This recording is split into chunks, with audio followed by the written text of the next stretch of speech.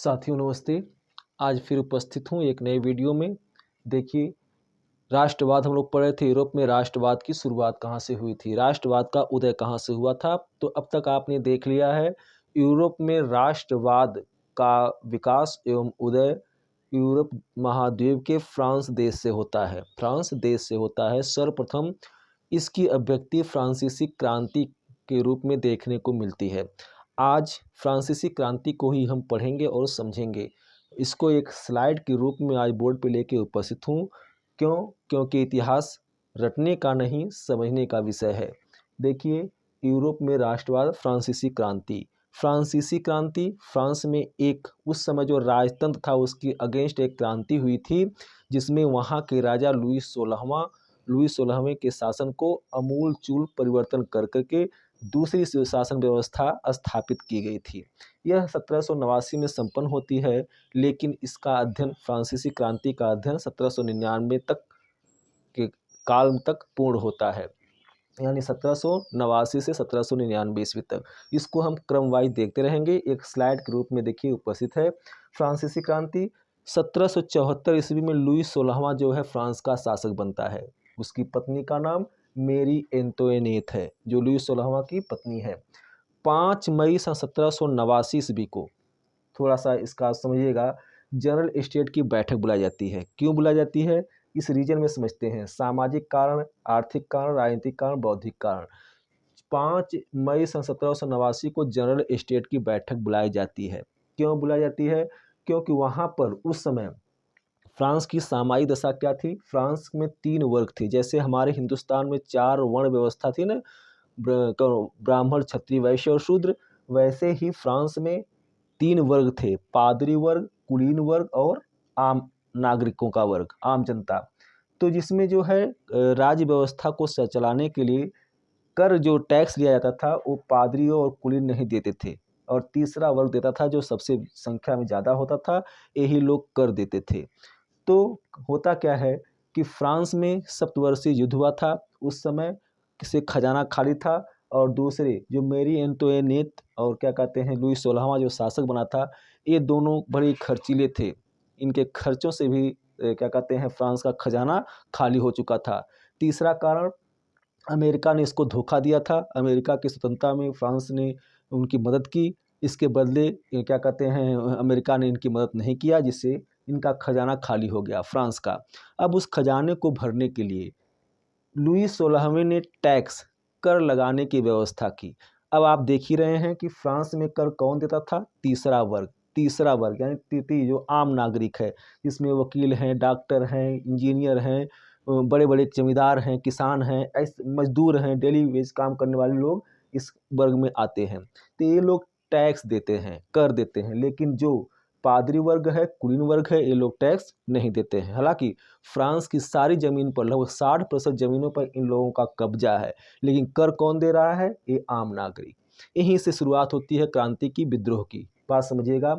Louis 16वां जो है अपने खाली खजाने को भरने के लिए ये क्या कहते हैं 5 मई सन 1789 को जनरल स्टेट की बैठक बुलाता है। जनरल स्टेट की बैठक बुलाता है, जिसमें 300 कुलीन वर्ग, पादरी वर्ग के, और 300 कुलीन वर्ग के और 600 आम नागरिक वर्ग के, तीसरे स्टेट से जाते हैं। यहाँ जनरल स्टेट में बैठते हैं, बैठक होती है, जिसमें कुलीनों को बैठने की जगह दी जाती है और पादरियों को बैठने की जगह दी जाती है। लेकिन जो 600 प्रतिनिधि गए थे अपने आम नागरिक, जो थर्ड एस्टेट है, उसके जो प्रतिनिधि गए थे उनको बैठने की जगह नहीं दी जाती है, वे खड़े रहते हैं।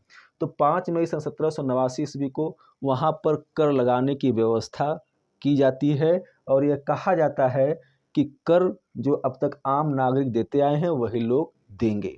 इस पर ये लोग विद्रोह करते हैं, थर्ड स्टेट वाले, कि नहीं, हम नहीं देंगे, इसमें चुनाव होना चाहिए। तो ठीक है, चुनाव कर लो। तो एक स्टेट का एक वोट होगा, यानी 3 स्टेट है तो 3 मतदान किए जाएंगे। जाहिर सी बात है यहाँ 2-1 से ये लोग जीत जाते हैं, क्योंकि कुलीन और पादरी ये लोग टैक्स न देने के पक्ष में थे, और आम नागरिक को टैक्स देना था, इसलिए ये लोग 2-1 से जीत जाते हैं। और यहाँ पर नाराज होकर के तृतीय स्टेट के प्रतिनिधि बाहर निकल जाते हैं। 5 मई सन 1789 को जनरल स्टेट की बैठक होती है, जिसमें पादरी और कुलीन वर्ग के लोग जबरदस्ती आम नागरिक प्रति स्टेट पर कर देने के लिए दबाव डालते हैं, जिसके विरुद्ध में क्या कहते हैं लुई 16वां भी इनकी बात मान लेता है, पादरियों के कुलीनों की, जिसके विरोध में ये थर्ड स्टेट के लोग बाहर निकल जाते हैं, चले जाते हैं। फिर 20 जून 1789 को 20 जून 1789 को टेनिस कोर्ट में एक मैदान है जहाँ पर ही लोग जनता के साथ यहाँ पर सभा बुलाई जाती है। ये लोग जब बाहर निकलते हैं तो जा करके फ्रांस की जनता को अवगत कराते हैं कि राजा जो हमारा है हम पर टैक्स लगा रहा है, जिससे फ्रांस की जनता क्रुद्ध होती है, क्योंकि वहाँ उनके पास गरीबी थी, मौसम का अकाल पड़ा हुआ था, खेती भी किसी भी उत्पादन सही से नहीं हुआ था, जिस कारण से टैक्स लेने के लायक लोग नहीं थे। लेकिन फिर भी ये लोग इकट्ठा होते हैं टेनिस कोर्ट में और लुई 16वां को वहाँ शपथ लेते हैं कि जब तक हम इस राजा लुई 16वां को नहीं लेंगे तब तक चैन से नहीं बैठेंगे, क्योंकि एक अत्याचारी राजा है।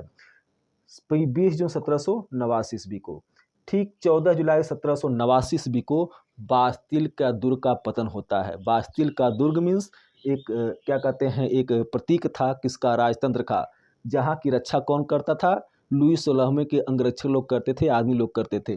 तो भीड़ जमा होती है 14 जुलाई सन 1789 ईस्वी को और बास्तिल के दुर्ग को देसी हथियारों से लोग तोड़ देते हैं। वहाँ का जो दुर्ग का रखवाला था उसको मार देते हैं, वहाँ से 7 कैदियों को रिहा कराते हैं।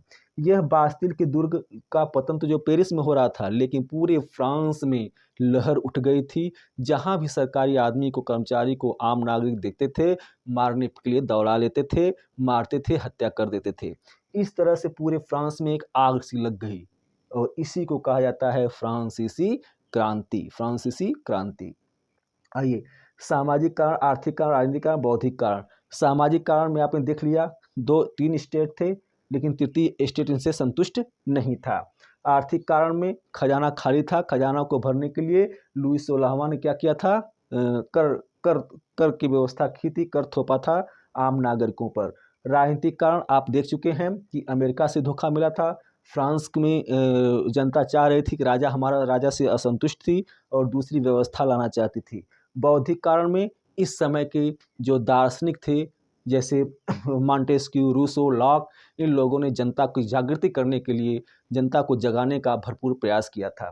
तो इस तरह से फ्रांसीसी क्रांति संपन्न होती है 14 जुलाई 1789 ईस्वी में। इसका परिणाम क्या होता है, हमें जो आज हम मौलिक अधिकार देख रहे हैं, जो मूल अधिकार हैं, 6 मूल अधिकार और क्या कहते हैं स्वतंत्रता का अधिकार, समानता का अधिकार, ये सारी चीज़ें पहली बार कहाँ में देखने को मिली, फ्रांसीसी क्रांति में। और क्या कहते हैं जो व्यवस्था आप देख रहे हैं, कार्यपालिका, विधायिका, न्यायपालिका, ये भी हम कहाँ से पाते हैं, सर्वप्रथम फ्रांस से, फ्रांसीसी क्रांति से। इस तरह से फ्रांसीसी क्रांति के कुछ ऐसे प्रभाव थे जो आज भी विद्यमान हैं। और इसके बाद लुई 16वां जो है 1789 में क्या कहते हैं बास्तिल के दुर्ग का पतन होता है। 1751 में संविधान बनता है। 1793 में राजा लुई 16वां और उसकी पत्नी मेरी एंटोनियट को फांसी दे दी जाती है। 1794 में रोबेस्पियर एक शासक बनता है जो जनता का शासक होता है, जैकोबिन क्लब का नेता होता है, वह शासक बनता है, उसको भी फांसी दे दी जाती है। और 1794 ईस्वी के बाद एक डायरेक्टरी शासन वहाँ देखने को मिलता है, जिसमें एक कोई शासक नहीं होता है, 5 लोगों का समूह एक जूरी कार्य करती है और उसका भी पतन 1799 में हो जाता है। 1799 ईस्वी के बाद नेपोलियन बोनापार्ट यहाँ का शासक बनता है। तो ये थी मेरे प्यारे मित्रों, ये थी फ्रांसीसी क्रांति। और इसी के साथ फिर मैं मिलूंगा अगले वीडियो में। तब तक के लिए जय हिंद, जय भारत।